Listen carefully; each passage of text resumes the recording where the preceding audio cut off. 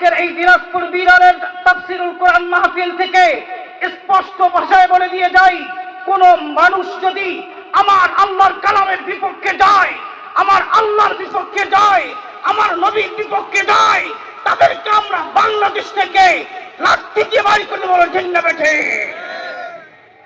এ দেশ মুসলমানের দেশ। কাদের দেশ? কথা বলেন, কাদের দেশ? এদেশ মুসলমানের দেশ।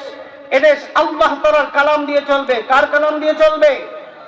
মানুষের বানানো কোনো থিওরি দিয়ে চলবে না, আল্লাহর কালাম দিয়ে চলবে। আল্লাহর কালাম দিয়ে চলবে।